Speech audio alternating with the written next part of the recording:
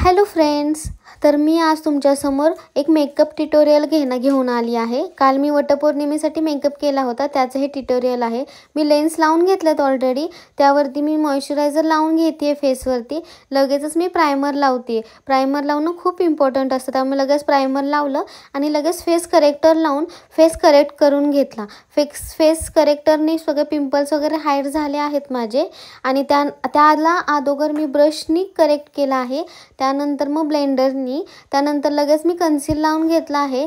कन्सीलरनी सुद्धा फेस छान तुम्ही बघू शकता, मी आयब्रोजला वगैरे सुद्धा कन्सीलर लावून घेते, जेणेकरून माझे आयब्रोज शार्प दिसावे।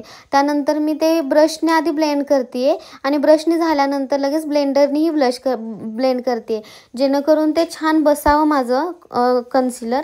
त्यानंतर मी लगेचच बघू शकता तुम्ही, फेस माझा अजिबात फुटलेला नाही आहे। त्यानंतर माझं ब्लेंडिंग झाल्यानंतर मी लगेच फाउंडेशन लावायला घेतले। मी कोणतं फाउंडेशन वापरते, कोणते मेकअप प्रोडक्ट्स वापरते, हे जर तुम्हाला याची काही माहिती हवी असेल तर मला नक्की कमेंट करा, मी ह्याच्या सगळ्या लिंक्स तुम्हाला देईन।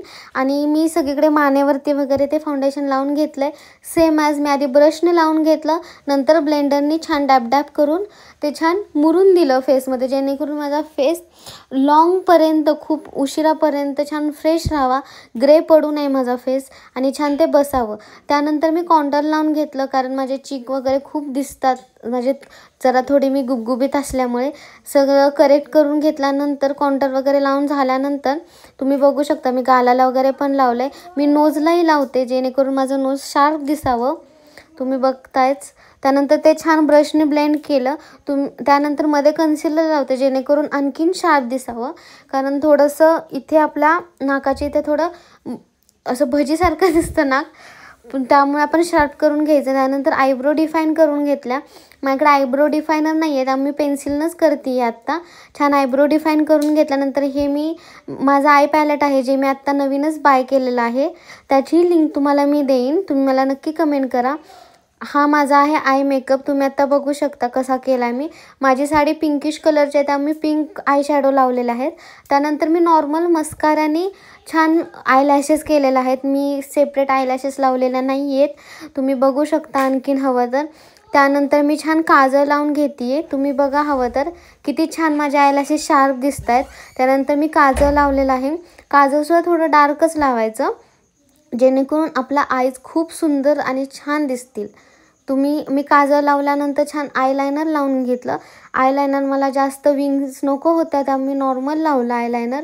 तुम्ही माझे आईज बघू शकता आणि माझा मेकअपही बघू शकता, थोडाही फुटलेला नाही आहे आणि माझे आईजसुद्धा छान झालेत, विदाऊट आयलॅशेस छान दिसत आहेत। त्यानंतर मी नेहमीप्रमाणे मला ब्लश खूपच आवडतं, विदाऊट ब्लश माझा मेकअप अपूर्ण असतो। मी डेलीलासुद्धा ब्लश हे लावते। ब्लशने आपल्या फेसवर खूप छान एक वेगळाच ग्लो येतो। त्यानंतर मी फेस मेकअप लॉक करण्यासाठी मी लूज पावडर वापरले आहे, बनाना लूज पावडर, त्याची लिंक मी तुम्हाला देते। छान मेकअप करून घेतल्यानंतर मी लिप लायनर वापरते, लिप लायनर थोडं डार्क घेतलं, जेणेकरून माझे लिप्स आणखी मोठे दिसावे। त्यानंतर मी अशी पिंकिश कलरची लिपस्टिक लावली आहे, तुम्ही बघू शकता, कारण ती माझ्या साडीला मॅच जाती आहे त्यामुळे। आणि यानंतर मी लिपस्टिक लावल्यानंतर हायलायटर लावणार। हायलायटर पण मी जास्त नाही लावलं, थोडंच लावलं, कारण मी मॉर्निंगला असं झकपक मला नको होता मेकअप, HD मध्येच करायचं होता, त्यामुळे।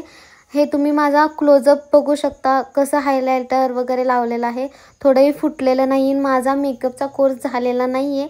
आणि सगळ्यात महत्त्वाचं म्हणजे मी सिंदूर लावला, त्याच्याशिवाय लूक पूर्ण अपूर्ण असतो। आणि तुम्ही बघू शकता की माझा आता फायनल लुक, मी आता स्प्रे पण मारून घेतला, मेकअप सेटिंग स्प्रे, आणि हा आहे माझा फायनल लुक। माझा लुक कसा वाटतो हे मला कमेंटमध्ये नक्की सांगा।